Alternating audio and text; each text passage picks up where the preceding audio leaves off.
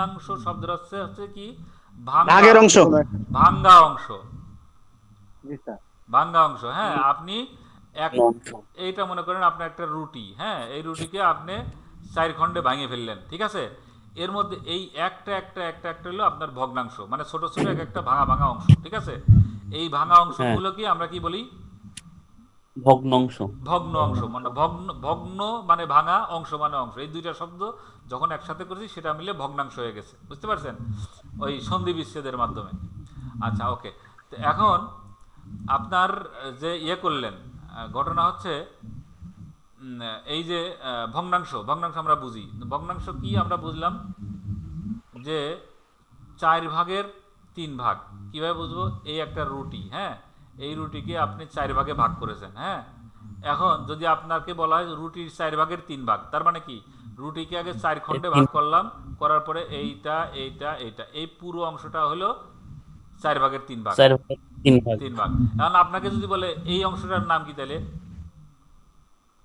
এটার নাম হচ্ছে 4 ভাগের 1 ভাগ। 1 2 3 4, তাহলে যে কয় ভাগে ভাগ করব সেটা লিখবো নিচেই, এর হ্যাঁ। নিচে আর আমার পড়ে যেটা যাবে। যেটা আমার উদ্দেশ্য সেটা লিখবো উপরে, ঠিক আছে। এটা হলো 4 ভাগের 1 ভাগ, আর এটা 4 ভাগের 3 ভাগ। আচ্ছা, তাহলে যদি রুটিটাকে আমরা 2 খণ্ডে ভাগ করি, তাহলে এই খণ্ডের নাম কি হবে? 2 ভাগের 1 ভাগ।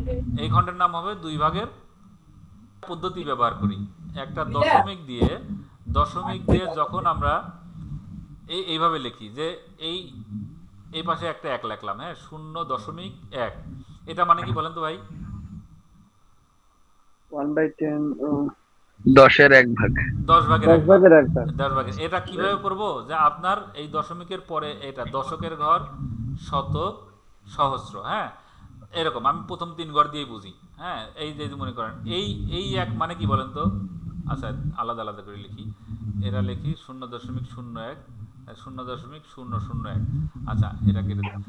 এইটা মানে কি বলেন? এটা মানে হলো 10 ভাগের 1 ভাগ, ঠিক আছে। 10 ভাগের 1 ভাগ। আচ্ছা, এইটা মানে হলো 100 ভাগের 1 ভাগ, এক কারণ এটা ভাগের 1 ভাগ। শতকের ঘরে, আর এটা যদি সহস্রের ঘরে আছে এটা 1000 ভাগের 1 ভাগ, ঠিক আছে।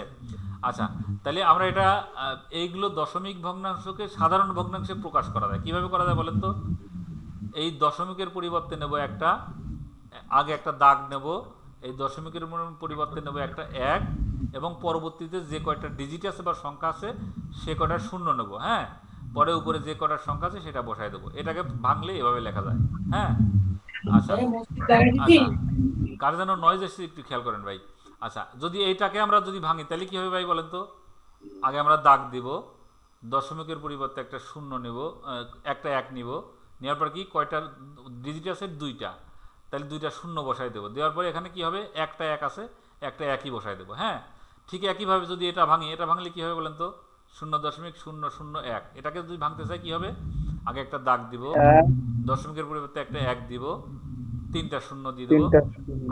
আর একটা 1 আছে, একটা 1 দেবো, তাহলে আমরা দশমিক ভগ্নাংশ থেকে এভাবে ভাঙি। আচ্ছা, এখন এই তো গেল এটা। আচ্ছা, আমি আরেকটা উদাহরণ নিয়ে আসি, এটা আর একটু ভালো করে বোঝার জন্য। আপনার কাছে আছে কত?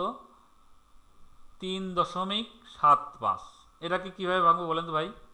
এটাকে ভাঙবো ঠিক একইভাবে, এটা দেবো দাগ, এটার পরিবর্তে দেবো একটা 1, হ্যাঁ। পরে কয়টা ঘর আছে দশমিকের ঘরে? দেখা যাচ্ছে না। পরে কয়টা ঘর আছে? 2টা ঘর, দেখা যাচ্ছে না নাকি? হ্যালো? ঠিক আছে স্যার। আচ্ছা, ওকে। জি, এবার ঠিক দেখা আছে যাচ্ছে। স্যার। আচ্ছা, ওকে। তো এখন এখন কি করবো বলেন তো ভাই? উপরে যতগুলো ডিজিট আছে সবগুলো বসায় দেবো 375, ঠিক আছে। এটা হলো দশমিক ভগ্নাংশ থেকে সাধারণ ভগ্নাংশ এভাবে বানাইতে হয়, ঠিক আছে। আর এই যে আমরা এতক্ষণ এই যে দাগ দিয়ে উপরের লব, নিচে হর, এগুলো যে লিখলাম না, এইগুলো হলো সাধারণ ভগ্নাংশ। তাহলে দশমিক ভগ্নাংশ থেকে সাধারণ ভগ্নাংশ এভাবে আসতে হয়, ঠিক আছে। ওকে, একটা জিনিস পরিষ্কার হই, হ্যাঁ, সেটা হলো কি বলেন তো? প্রকৃত, অপ্রকৃত, মিশ্র, এই 3টা আইটেম তো সবাই শুনছি জীবনে, না? হ্যাঁ। জি স্যার। আচ্ছা, এখন একটু ধারণা একটু বলেন তো ভাই, প্রকৃত ভগ্নাংশ কোনটাকে বলি আমরা? স্যার বলবো, জি, জি। যার লব ছোট হর বড় সেটাকে প্রকৃত ভগ্নাংশ। লব ছোট, হর বড় হর বড়। আচ্ছা, ওকে। এটা অপ্রকৃত, প্রকৃত। অপরিকৃত এর উল্টোটা। যার লব বড় হর ছোট সেটা হলো অপরিকৃত ভগ্নাংশ। ওকে, ঠিক আছে। আর মিশ্র?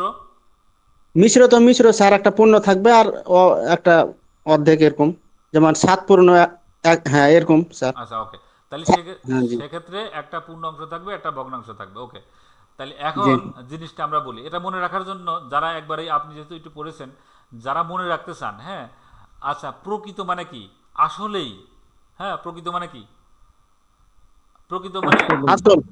আসলেই মানে আমরা প্রকৃতই সে গরিব, মানে আসলেই সে গরিব, মানে ব্যাপারটা এরকম না, শব্দটা থেকে আমরা জি। বুঝতে পারবো। আচ্ছা, এই 5 ভাগের 3 ভাগ, বুঝতে পারছেন, 5 ভাগের 3 ভাগ মানে একটা জিনিসকে আমি 5 খণ্ডে ভাগ করলাম, ঠিক আছে, 3 4 এই 5 খণ্ডে ভাগ করলাম, বুঝছেন, এই 5 ভাগের মধ্যে এই মনে করে এই 3 ভাগ বুঝাচ্ছে, ঠিক আছে, 5 ভাগের 3 ভাগ, 5 ভাগের 3 ভাগ, তার মানে এটা তো আসলে পুরো জিনিস না। 5 ভাগের 3 ভাগ যদি আমি বুঝাতে চাই জিনিসটা কেমন, আচ্ছা জিনিসটা আছে এরকম, মানে এই অংশটাকে বাদ পড়ে গেছে, ঠিক আছে, এই অংশটা কিন্তু নাই।